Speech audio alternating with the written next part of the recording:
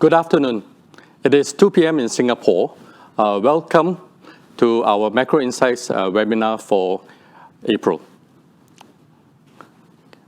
Despite the market uncertainties from the Middle East geopolitical uncertainties, we thought that it is a good time to remind everyone that there are positive developments in the region.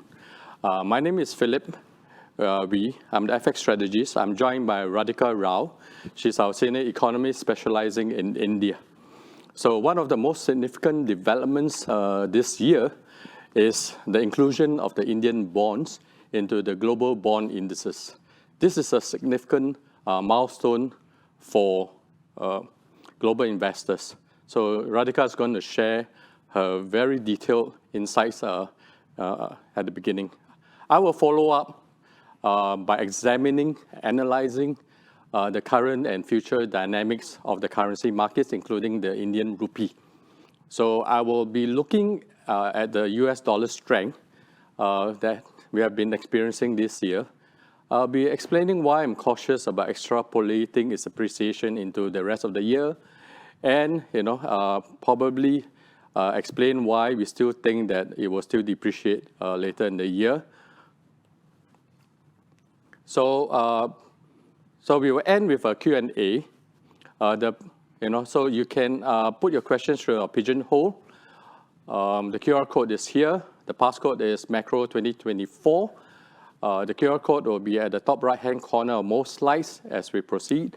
Without much ado, let me hand you over to Radhika for her presentation on the Indian bonds. Here you go, Radhika. Thank you so much. Thanks, Philip. Hi, good afternoon, everyone. Thank you so much for joining us today. And as Philip mentioned, of course, there is a lot of uncertainties that are playing out in the global landscape. And yet we are also keeping an eye on what that means for economies, what that means for markets. At the same time, there are some important developments which have already been scheduled this year. So my part is going to be much more on India and touching upon the bond space. Roughly, this is the outline we are hoping to follow. I'll start off by talking about what exactly is why we're discussing this at all. So what's the big thing that's changing? Then going into a bit of an overview on the bond markets. In the interest of time, I'll keep it a bit broader. We'll be happy to take any specific questions. As Philip mentioned, you can already see the QR code on the top right-hand side of this slide. Please feel free to put in your questions there. Then going, any investor buying into the India story. So we just touch upon a bit of the macro developments, which catch our eye and are encouraging. Then there are the implications, and then we conclude on my part. Thereafter, Philip will come in and discuss the currency and currency nuances. So going into my part first, the Indian bond market, especially the government bond market space, is large and it's highly investable. It's in terms of scale, it's the second biggest if you consider the Asia ex-Japan space. So right after China is one of the largest markets. And at this point, you've actually seen a few instruments. You see the central government, the bonds that are issued by the central government, which also called the G-SECs. Then you've got the SDLs, which are basically instruments or securities issued by the state governments, which are the provincial governments. And you've also got T-bills, which are shorter tenor in nature. Apart from, of course, this is like the government part, the sovereign part of the bond market, and then you've got the private issuers as well. In terms of, this is a supply. There are various issuers who are the ones who are buying on the other side. I'll touch upon it in greater detail as we go along. But I think what is important to know is that Indian bond market by nature has got a large captive audience domestically. This comprises of banks, this comprises of insurance companies, pension funds, so on and so forth. Now, in this midst, I think what is encouraging, and I think a key development that's coming up is the inclusion of government sovereign bonds into international fixed income benchmarks. So to begin with, the process is going to involve two. You've got the JP Morgan index, which the process kickstarts in June this year. And in a phased manner, you're going to see that inclusion happen as the weights go up month after month and conclude somewhere in the first quarter of next year. And then you've got, of course, Bloomberg Index as well, which is including India in its own benchmark. And again, it's going to be a phased manner starting in January 2025. And I think this is important because while you have a still significant large captive audience, I think the market is going to open to a lot more foreign investors, active as well as passive names. And I'll dwell upon these points as I go along in our conversation. So this is the main thing that's changing. If you were to consider the overview, being a federal setup, India there's a central government and there are state governments. Both these entities run their own books. You've got the fiscal deficits accordingly also published. So the government's fiscal deficit, for instance, it's a central government's fiscal deficit, as you can see, has been coming down. Like everywhere else in many parts of the world, you did see the fiscal deficit actually jump in midst of the pandemic because of all the support measures that need to be put in and the hit that revenue took as well. But thereafter, you've seen quite a significant amount of fiscal consolidation.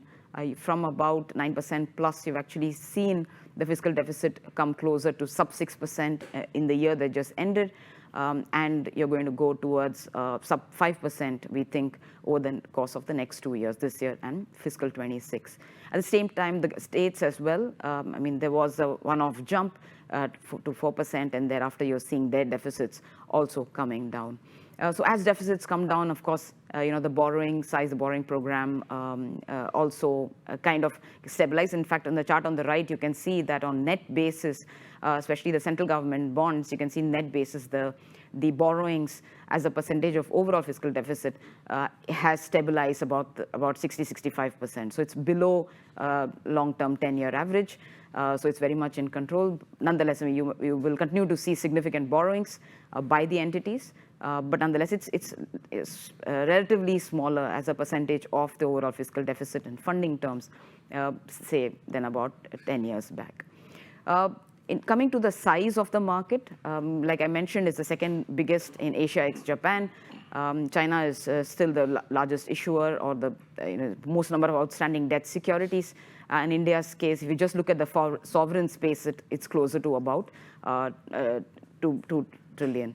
And you can see that some of the other, we've touched upon some of the smaller ASEAN markets here, and those are relatively smaller in size.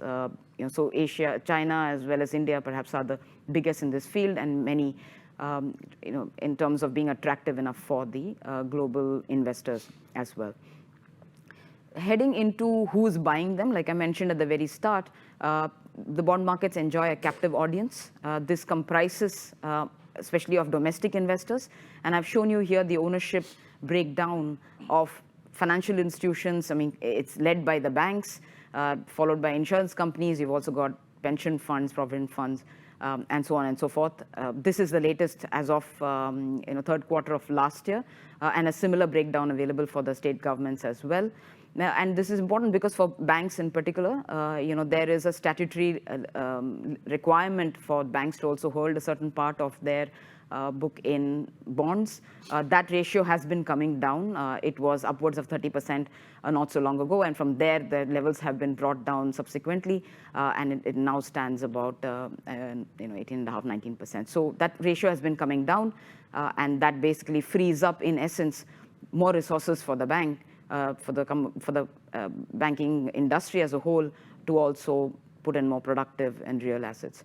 And the entrant of a new investor group with this bond index inclusion is certainly going to be a very encouraging development because you've got ready money, especially because of the index inclusion, the passive names that are likely to come in. These are the names who index themselves to the benchmark. That tells you that there's going to be a whole new investor financing group that's going to be able to participate in the local bond markets. Going on to the next bit, which is of moot interest here, which is how do foreigners basically participate in the debt markets. So there are a few avenues, and I'm not going into categorization of FPIs. There's called category 1, category 2, depending on how regulated an entity you are. So leaving that aside, just in terms of concentrating on the main windows through which investors come in, there's of course the general route that has, that was in place for the longest time. There are some ceilings there in terms of how much investors can buy in totality, and that I mean, over a period of time, it has been fine-tuned. It used to be much more restrictive, but it's been made more liberal. The second one is basically the voluntary retention route, which is the VRR. Under that, some rules have been relaxed. Investors can bring in money. There's a preset ceiling, but if any funds brought under that window needs to be kept for about 3 years domestically invested. But of course, there is within securities, getting out of one, getting into another, those are free of any form of ceilings or thresholds. And then we have the freely accessible routes, or fully accessible routes. So those are the ones that is the one that's been introduced the most recently, and that is, in fact, let me go into the breakdown as well, and you can see that the chart on the right basically gives you a bit of a comparison between VRR and FAR. What are the limits like? Are there any limits at all? What kind of hedging activity is required? Of course, both require.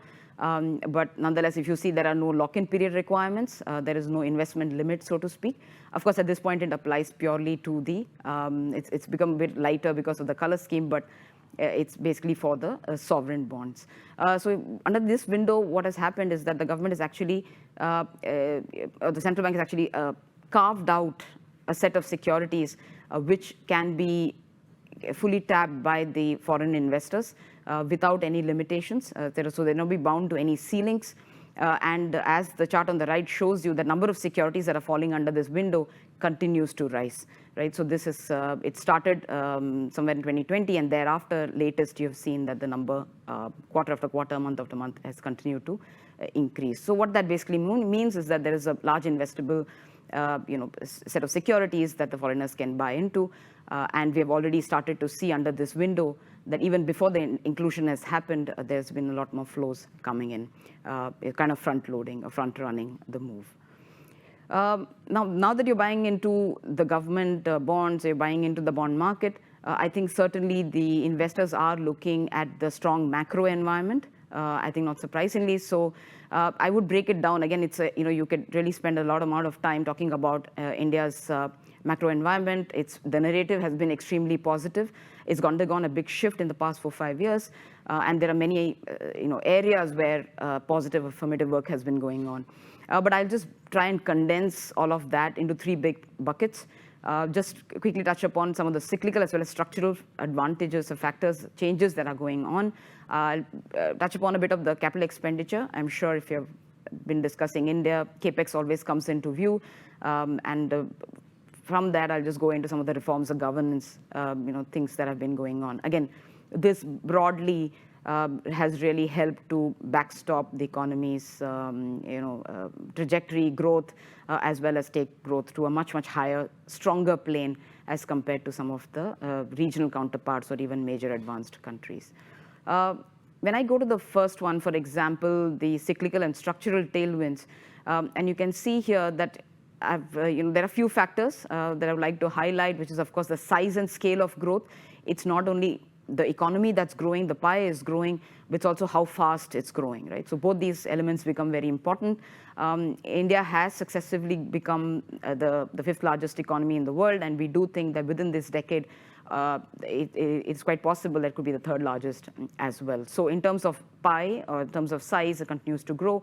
In terms of growth rate as well, you're looking at 6.5–7% kind of growth number, which is very strong as compared to, again, like I said, some of the regional peers or the advanced economies, advanced or major economies as well. Demographics, again, I don't think, I think as the years are going by, this topic is becoming more and more relevant. I do remember a time when we talk about demographics and it wouldn't garner much interest, but lately, even in our own interactions with clients, we can see that this has become quite an important, I would think, an element in their own dashboard when they decide to invest or not into particular countries or particular territories. And when you look at that in terms of India's population at large is very young. It's almost 10 years younger than China in terms of median population. And you've also got a dependency ratio. It just shows you, for working age population, how many dependents are they going to be taking care of, right? So dependents are either 65 and above or the younger folks. And when you look at that ratio is still quite favorable in India's case, at least when we compare it with some of the other Western countries. Then there is this big manufacturing push that is underway. Again, like I said, we can discuss this in greater detail, but I think the point is that there's been a strong supply and demand, push and pull, factors that have bode very well for India. And you've seen many of the bigger manufacturing firms wanting to set up base. They've been approached. Some have already started. Some are in the pipeline. And that impact is showing. In fact, if you look at some of the electronic exports, I've tried to show you the breakdown here, that it shows just between fiscal 18 and fiscal 23, the kind of change in share in terms of some of these manufactured exports, especially in electronics, the ground it has gained. So all these investments that are coming in, all the manufacturing interest that the country is seeing certainly is showing in its own production trends. It's also showing in the exports or trade trend as well. And on the left, you've got, again, digital infrastructure, certainly a big piece as well. I mean, starting all the way from an unified identification architecture or to mobile payments, which handles the largest, world's largest number of transactions in a day. So all of that is certainly strengthening the digital backbone of the economy. And certainly, where physical infra might fall short, you can have digital infra that can help you get past that impairment. And then you've got the external balances overall. Goods balance, yes, trade is benefiting, but I think the bigger, equally important, if not more, is what's happening on the services end. India's service exports have continued to improve quite sharply, and that's helping in a big way to offset the goods trades deficit. And you can see that in the ratio chart that we have provided. So this is under the first C, which is cyclical and structural. Like I said, of course, this list can be expanded, but this is just an overview on some of the key strengths that the economy has. That takes me to capital expenditure. Lots have been, I think, it's very often discussed. One angle we wanted to bring into this discussion is that it's not just about the government spending. The central government has, and the state governments have been spending on capex very, very strongly. I think more and more money has been set aside for that. That also brings about the question, does that mean higher deficits because so much has been deployed towards capex? The answer is the quality of expenditure overall has improved, which basically has meant that even if you're deploying more funds towards capex expenditure, you are not necessarily busting, busting the fiscal deficit barrier, so to speak. So revenues have been strong, and that's helping to offset the fiscal expenditure requirements as well. Now coming back to, so the government is certainly playing an extremely active role and leading from the front, but you also see at the same time, and the private sector, households, for example, are also a big part of the contributor to the capex story. And you can see that, even through real estate investments, that part is gaining traction. In fact, if you see as a percentage of GDP, is increasingly becoming a bigger contributor to the overall capex increase. So the private sector under the households as well as the public sector capex story is certainly strengthening the overall investment momentum. We also expect private sector. So I think the corporates are already participating in sectors where there is a backlog, or not, I would say backlog, but more like a back-end benefit from the central's capex. But nonetheless, once the global demand uncertainty lifts up, and then you've got also domestically things run around, you could see more private sector corporate capex as well. And you can see on the right is about the infrastructure piece. Certainly under the capex story, the highlight is how much of the money is going into infrastructure, and it continues to grow, be it roads and highways, be it railways, be it any other modes of transport. The third C then is the continuity and reforms and governance. I think this, we are quite confident that it's going to be a theme despite being in midst of elections. I think this is something that is going to continue over the next few years, and this will help in a way build a very virtuous cycle. You've got players who are participating in this investment boom who are healthier, banks, private sector. You've got also the mechanics, basically the architecture in terms of incentives have been improved, and they continue to be. I think the encouraging part is that it continues to evolve. It's not cast in stone, so if there is any feedback or something is not working, then it's reworked, and certain sectors get probably new focus. In some, there is a pullback. So the incentive architecture, you've got the mechanics, you've got the players, all of that we think is certainly helping which is what has already been set into motion with big changes like the GST, introduction of the GST, for instance, a few years back. So this basically is the three factors we think is the macro environment, which is an opportunity for investors who are looking to invest into India, especially invest into Indian debt space. Then that takes me to the fourth part of my presentation, which is to do with implications of this inclusion. Yes, you could say that there's money going to come in. So we just take a stock on where things are at this point and what we think will happen to rates and the overall policy as well.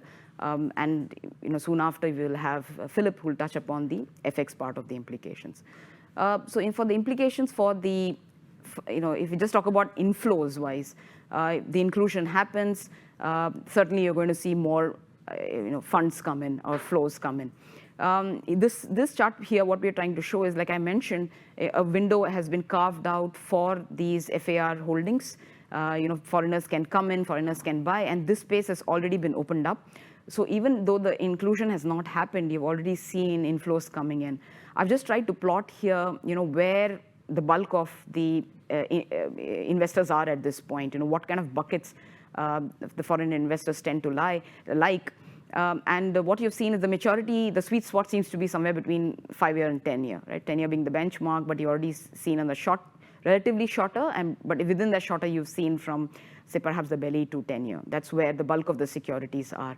So I've just taken that, on the vertical axis is how much of outstanding securities are held by foreigners, and the one on the horizontal is basically the tenors. It's basically when are the maturities, and that kind of gives you a good idea on where the current investments lie, or which is the liked part of the duration. When you go deeper into this FAR, you can actually see that there are bulk of securities, and among that about 70%, a little bit more than 2/3 are concentrated in about 13 securities. There's plenty of headroom for investors as and when the inclusion happens to increase their share in this part of the securities space. Then is, of course, about the inclusion itself. It's not going to be a one-shot done. It's going to be phased. It's going to happen over a period of time. So that's why I think the impact will not be very sudden, very immediate. We have seen that in the case of many of the other countries in the world who have also been included in the past. That benefit can, the flows can come in anywhere between 6 to 12 months to 18 months, right? So we're going to see that in India's case as well. One of the inclusions happened this year, another happens starting off 2025. Very quickly on the rates front, these rates are got to do with the RBI, and though core CPI as well as WPI are coming down, and there are indications that the southwest monsoon, especially given the latest signal, is that it's going to be healthy. It's going to be normal or better than normal. I think that bodes well for the inflation picture overall. But nonetheless, the central bank has opted to be quite cautious. They've been doing that for the past few meetings, and I think that that kind of view has been quite prudent, proven to be quite prudent, because inflation overall is a supply and a demand game, and in terms of being supply shocks, we've already seen oil prices, for instance, head up towards 90. We are seeing the coming. There's in about, say, May, June, you're going to see the crucial southwest monsoon. The forecasts are very encouraging. We'll like to see how the actual rainfall pans out. And all of that is happening against a backdrop of very strong growth, right? India is, like I said, is growing at about 6.5%, 7%. And with this kind of a mix, the question then becomes whether they would want to cut. I think the debate has kind of shifted from how much are they going to cut to whether they're going to cut at all. This is about the RBI. So we do think that they're going to be quite patient before taking a dovish pivot. We do think that they have room at best to consider about 50 basis point of cuts, but we do see again a rising probability that they might opt to not ease in a hurry at all. Credit demand is strong, growth has been strong, so I don't think they might see the reason to provide further stimulus at this stage. And I've just provided some borrowing numbers as well for your benefit. So overall, in terms of rate implications, we do think that the 10-year, we expect a steeper curve, and we expect the 10-year yields to head below 7% in the second half of the year. So first half of the year, we still think that's going to be held up at around 7%. That takes me to, I think I'm not going to dwell too much into this procedural bits. We'll be happy, most financial institutions who run a custody business will be able to help you out with this. But very quickly, of course, the local custody is required, where the FPI becomes then registered, who takes care of all the KYC requirements, also what they're investing in, does all of that comply. Then you've got some regulatory things to take care of, under which window are the investors plowing in funds. Then you've got the settlement requirements, which are again predetermined by the regulators, and you've got the taxation framework. You've got a capital gains part, and you've got a withholding part. So basically, interest income taxation part as well. So again, all of these details. We had published a primer recently, and a primer on Indian bonds and FX markets.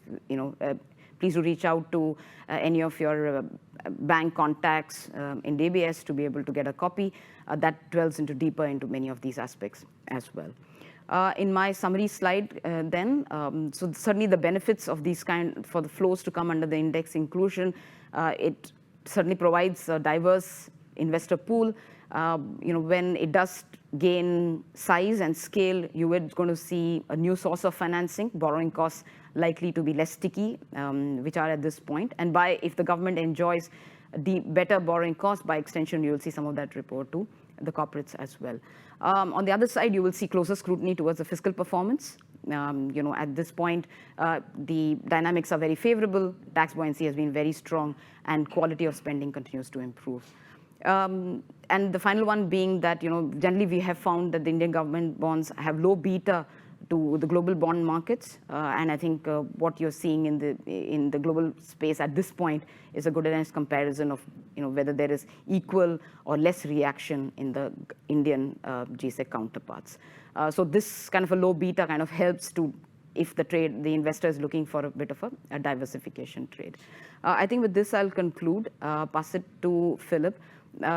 Just a reminder that please feel free to put your questions into this QR code, and we'll be happy to take in your questions. Philip, would you like to come, please? Thanks very much, Radhika. So if you have any questions, please send them to our pigeonhole.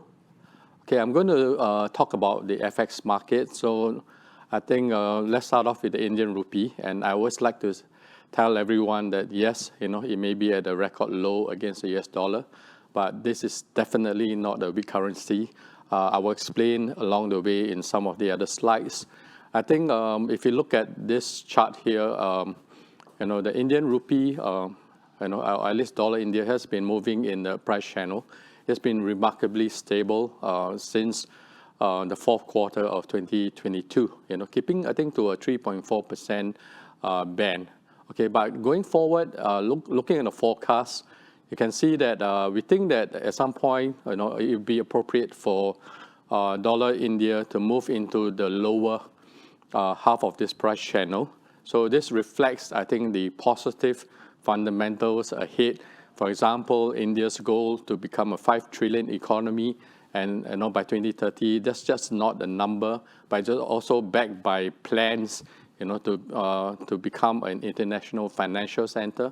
The Reserve Bank of India has already set up, a group to forward this. I think the eventual goal is, for the Indian rupee to be part of the special drawing rights in the IMF. This is where the inclusion of the Indian bonds in the global bond indices, play an important role. So you can see from the forecast, the consensus, there's a lot of optimism, going forward. Once we get past this, I think, interim period of dollar strength. Okay, so talking about dollar strength, on the left-hand side, that's the dollar index. So you can see that we have also moved from the bottom to the top of the channel, pretty much on monetary policy divergence. In 2015, it was currency war, it was Abenomics, that drove the yen. But this time around, it was inflation and the Fed's aggressive hikes that led to a very strong dollar. So, but ever since the dollar peak or the Fed stopped its aggressive hikes, it's been consolidating. Most central banks have paused, with an eye on eventually cutting rates. So we think that once that comes in, the dollar should be lower. On the right-hand side, this demonstrates, this year's year-to-date performances of all the currencies. As you can see right at the top, yes, the Indian rupee is weaker, but compare it to all the other currencies, below it, it is remarkably stable, very close to the Hong Kong dollar. So I think the stability is quite important, in a sense, I think for investors, especially those looking, to India as a China plus one, will definitely appreciate the currency stability there. Okay. Moving ahead, I want to explain, I think, some of this stability and what it has achieved. And once again, I think on the right-hand side, you can see that, India is a very interesting country. We have a record high stock market index, despite a record low currency against the dollar. But nonetheless, the stability has allowed the central bank to rebuild its war chest. The foreign reserves are back, above the highs that we have seen before the drawdown during the aggressive dollar on the back of the aggressive Fed hikes. So this, going forward, will provide, again, more ammunition in the event of more volatility. Let's return to the left-hand side, where what I've done is index the dollar, the performance of the Indian rupee against the Asian basket. These are a simple average of all the other currencies, in the region, and of course the developed market currencies, which is really the basket that's in the DXY index. So you can see here that very clearly that in 2022, during the start of the Fed hike cycle, Indian rupee, has tracked the Asian basket very closely. But, the divergence started after the Fed, told everyone that he doesn't need to deliver jumbo hikes anymore. So there was a dollar sell-off, a rebound in currencies, but India, has chose to keep its currency stable against the dollar. So you can see here that, over the last, I think, 1.5 years, rupee definitely is very stable compared to all the swings up and down that you see in the Asian and in the DM currencies. So the IMF actually has come out to point out that the currency has been too stable to be considered a floating exchange rate. But we want to also highlight that I think as far as central banks are concerned, I think they tend to look at issues from a longer term perspective. There's more medium term, which I guess is somewhere between 2 to 5 years. So as you can see here, that as the time requires, I do think that there is scope for the Indian rupee to start tracking these other currencies, whether on the downside eventually or on the upside, which is our base case forecast. So, and I think the next time, let's say the currencies appreciate on the back of a weaker dollar, given that you have replenished the reserves, and and now that you have started this whole process of integrating your economy and your financial system, that it should start becoming more market determined. So basically, moving more with the basket. Okay. So this is a very important chart. This is the dollar index. Our forecast, is still for the dollar to eventually come off. This explains the rationale. as you can see here, when the Fed is hawkish, as we have, when they had jumbo hikes in the second half of 2022, or when you have that scare when during the period in the third quarter when U.S. had exceptional growth of almost 5%. But then again, we want to highlight that notwithstanding the fact that the dollar has been grinding up higher in the first 4 months of this year, but we also are very wary that sentiment can change very quickly. Okay, like it or not, inflation actually has come off its peak. So we don't think that there will be any rate hike scares. We think that ultimately the Fed is still thinking of cutting rates, but nonetheless, we have adjusted our call for Fed funds rate to drop by 100 basis points in the second half of this year to about 50 basis now. Essentially, we are looking for the Fed to start a rate cut cycle, of 25 basis every quarter, from third quarter into the fourth quarter of next year. So we do think that, looking at this, when the Fed is ready to cut again, I'm very sure the market, as we have seen in the past instances, will start offloading the dollars that they have accumulated and start looking at the downside. Okay, so what can go wrong? Okay, so the IMF just came out with their World Economic Outlook forecast. So if you compare it with 6 months ago, so they were looking at a soft landing, a slowdown in growth. But this time around, they're looking at resilience. They think that U.S. growth can hold up. The 2.7%, I think, is amazingly strong. Well above the 1.7 that they're projecting for the advanced economy, and closer to the 3.2 that we see for world growth. So, but on the other hand, again, I'd like to remind that we had the exceptional growth of 4.9% in the third quarter. So last year, but the Fed maintained that it is, on a higher or high for longer. Okay, so it didn't resume any rate hikes after the last hike in July. So at this point, exceptionalism, yes, we are glad that we now need to worry less about recession in the U.S., but we don't think that it is enough to lift growth. So the main concern in the short term is really the oil prices. Okay, so I think I want to put some perspective here at least from the currency research side, and that is that if you look at, I prefer to look at oil prices in year-on-year terms, and you can see that it had high correlation with the Fed's favorite gauge, that's the PCE deflator.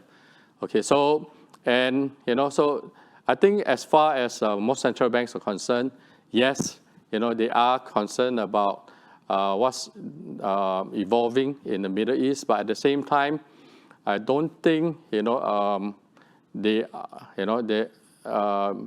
see the kind of spike that we have seen in 2020 that led to this surge in inflation. So bear in mind that the oil price spike in 2020 came about after COVID. Okay, so most central banks cut interest rates. It wasn't just the U.S. Okay, even Australia joined in delivering near 0% interest rates, and also in QE as well. So there was a huge reflation trade back in 2020 as a result of all the monetary as well as the fiscal stimulus that we have seen. So I think this time around we have already hiked rates. Real interest rates are positive in many countries, and so I think generally I like to view the current cycle more as a normalization process. And I think that the Fed is also looking, at assessing the kind of progress that we have seen in terms of inflation. I think the key point is that it is well off the highs that we have seen, late last year. So, and the risk of it, another surge, is at this point, I think, much lower. So I don't think the scope is for more hikes, but rather, it's a question of when they will feel comfortable about, reducing rates going forward. So, so our view is that they will start in the third quarter, and I think that would bring the market back into a weaker dollar stance. Okay, so, finally, just want to also highlight, another thing, and that is that U.S. is headed for presidential elections. So we're not going to talk about who's going to win, Trump or Biden, but rather, compare the DXY's performance with, the past election years. And these are the three that we sort of found, the highest correlation. Quite interestingly, the correlation is quite close to the one that in 2020 when Biden won. And of course, in 2004, when Bush Jr. was re-elected. Okay, so we had, a situation where the dollar was strong in the first half, but it ended the year actually weaker. So in those situations, the global economy is actually in a better shape. So just like what the IMF WEO forecast is suggesting.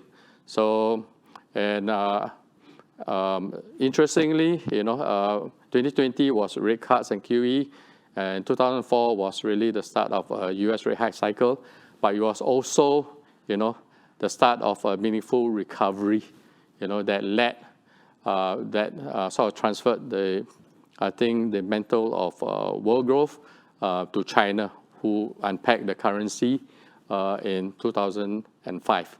Okay, so I think the risk is that what if the Fed hikes, and what if that brings back recession fears? What if banks, the problems that we've been talking about, like the commercial real estates,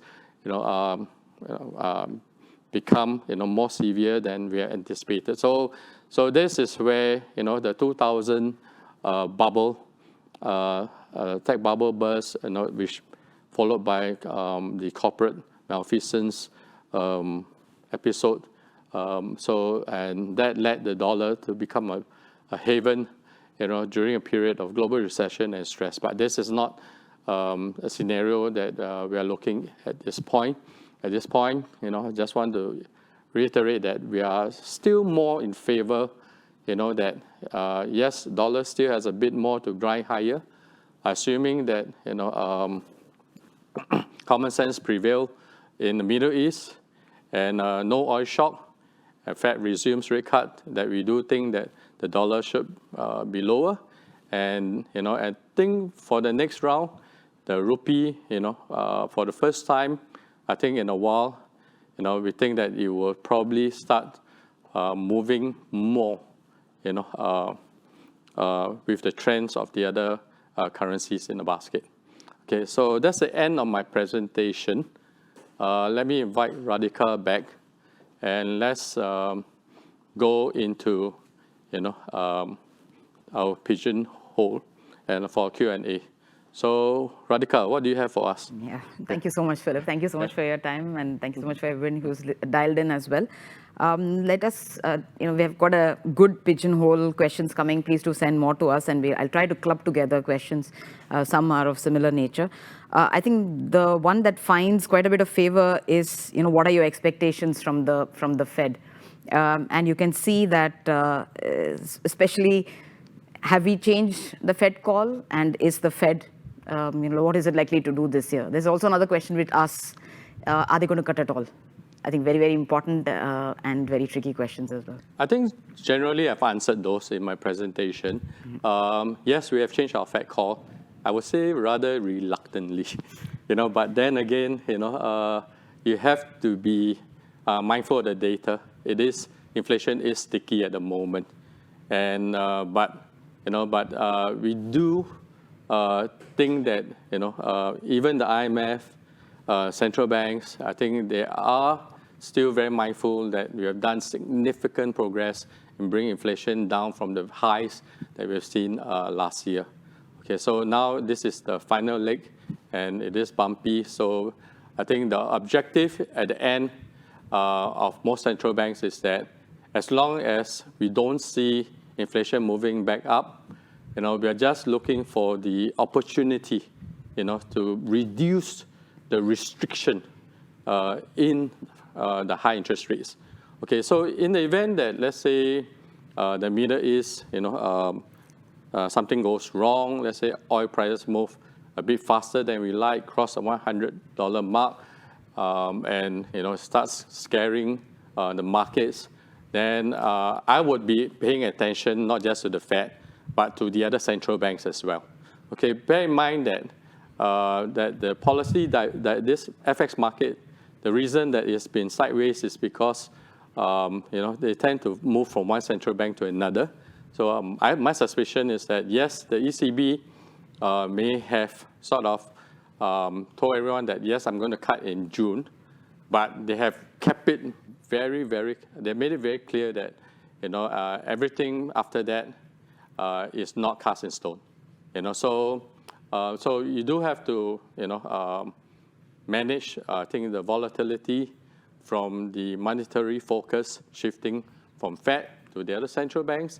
So in that sense, I do think that the dollar index may still keep very much to that same range that we had. Okay, so but at this point, I think we don't, like I've highlighted, we don't have the kind of conditions, that have propelled the oil prices very, very strongly on a year-on-year basis. So like it or not, oil prices actually at current levels are still off their highs.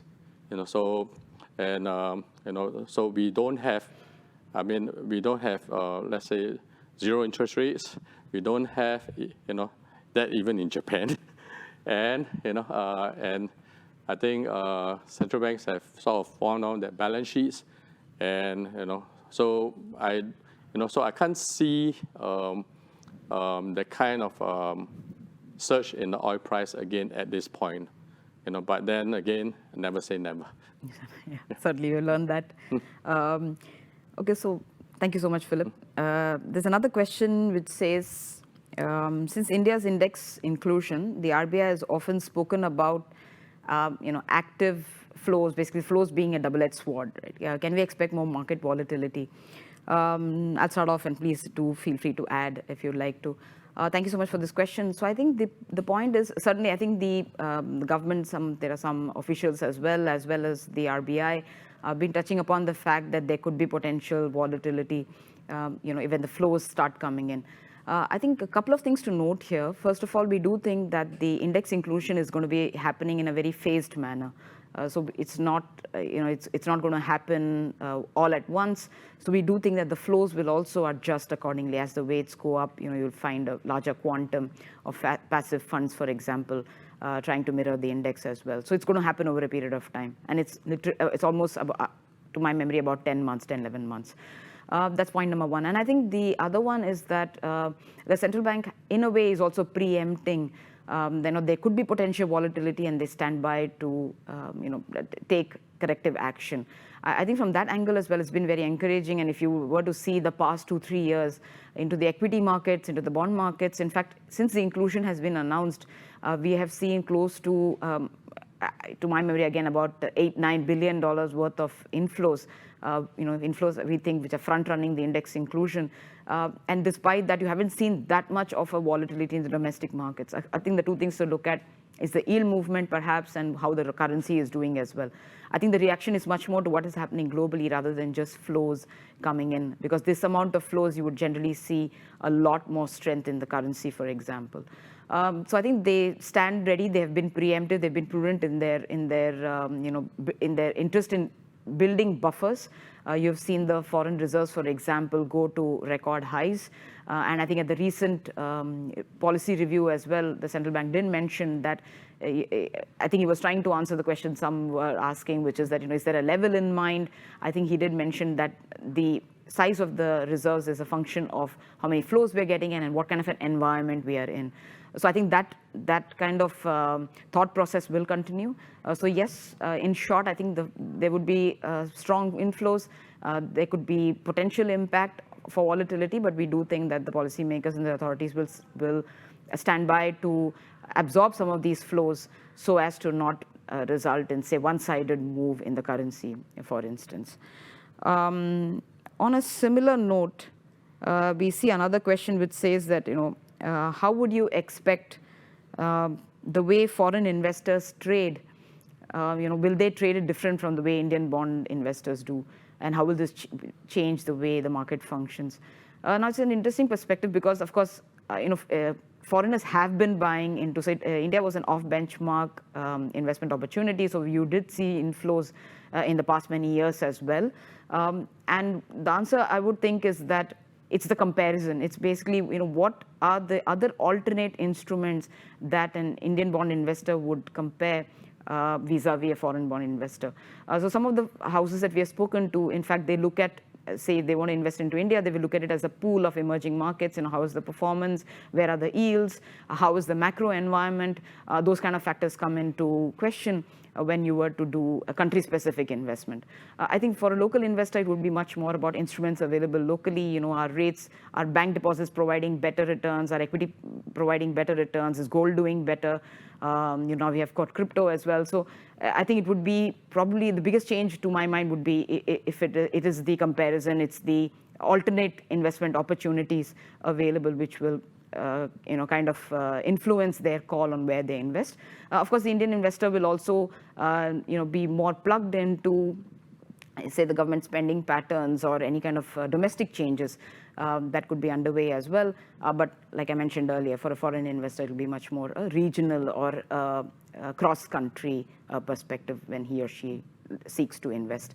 And I think that's where, again, index inclusion comes into play because passively you continue to allocate your own funds, kind of mirroring how the index is doing overall. Let me then go on to this. I'm not sure if you want to take this, and I think you did mention about it briefly. If we want to talk about these geopolitical tensions and oil, and I think that's again a recurring theme that we see among the questions, I would rephrase it to say that U.S. Treasury yields, how far could they go up? And of course, the impact on not only Indian bonds, but you would see bonds in general in this part of the region. How do that you see that interplay between the tensions and what the US is going to do and the impact on EM space as a whole? I think for the FX side, I mean, given what we have experienced last year, at one point, I think running into September, October, then markets were like thinking US could hike to 6%. And even heard numbers like 8, but then again, they never did anything after July. So in times like this, imagination can run wild. So we try, to be we try not to join the madness, but at the same time, we cannot ignore the volatility. Okay, so overall, I think I've been trying to sort of put across the point that at this juncture, don't think, unless we get major, let's say, oil shock, let's say disruption, countries stop, start weaponizing oil, stop, the supply, and I hope we don't get there. So we essentially will be talking about what has happened in the 70s, like like especially with Iran I think in the late 70s, the second oil shock. So then we run into, I think that's something that Powell would certainly not want to run into, and that is, another continuous effort to try to keep inflation down. So I don't think, I think the world is very different, compared to back then. Today we have emerging markets contributing a lot more to trade, and goods. So, and all the supply disruptions that we've seen from COVID, let's say China plus one, so even on the China plus one, I think it's mostly about, the investments that's eyeing, production into, let's say, the US. But I think most, when you look at China, you also see a lot of investors staying put in China because they still believe in China, as a huge economy and a potential, huge consumer market, going forward. So, so I think we have to balance a lot of these factors as we monitor this situation in the Middle East. Thank you so much, Philip. So I think, considering time, we'll perhaps take one last question. And this reads, does the RBI not have room to cut rates? And I think, I've tried to bunch up a few questions which are based on, how much room does the RBI have to lower rates vis-a-vis the Fed? And if the US continues to cut, will India bonds find favor?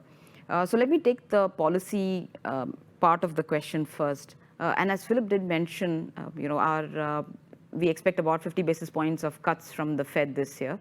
As more and more data is coming in, it's becoming quite apparent that inflation, is likely to be a bit more sticky. You've got in the background oil prices picking up as well.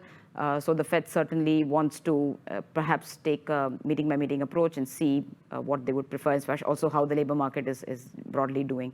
For the RBI, I think the central bank has been, or the Monetary Policy Committee has been quite clear in their signals that, inflation, they wouldn't be happy with inflation at, say, 2 to 6%. That's not their target. Their target is to keep inflation at closer to 4%, at 4%, and durably so. So it's not, I don't think even a touch and go would be considered a win. So from a policy stability, inflation price stability perspective, I would expect the central bank to be prefer to be a lot more cautious. And if you see their own economic projections, they expect growth at about 7% in this year. They expect inflation to average at about 4.5%. At the same time, in the background, you've actually seen even the liquidity balance being brought closer to what the broader policy stance is. And you've also seen credit growth being quite strong. Now, given this mix, we do think that they will not necessarily, I don't think there's enough pieces that have fallen into place to justify a very strong dovish pivot. And hence, I call for a smaller measured 50 basis point cut. And I think that too, we are kind of, that's coming from a real rate kind of an argument, which is that at 6.5, rates are quite high. Inflation goes down to about 4.5%. There's a significant buffer that, which then means that there is some room to cut rates. Again, I go back to what the central bank governor said recently, and the team said recently, that it's not so much about how much the real rates is, it's also where inflation is vis-a-vis the target.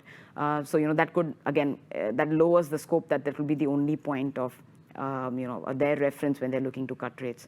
So net-net, I do think that the argument is kind of shifting from how many rate cuts to where they will cut at all. And this is happening against a backdrop of quite a strong growth. So do they need to stimulate growth? I think those are the questions that are likely to come up. And keeping that in mind, and the question that whether this will influence the index inclusion, I think we don't necessarily think so. We do think that in the IG space, you do see Indian bonds to be amongst the most high yielding, also with backed by very good macro fundamentals. So it certainly makes a very strong case for investors to have a piece of the pie.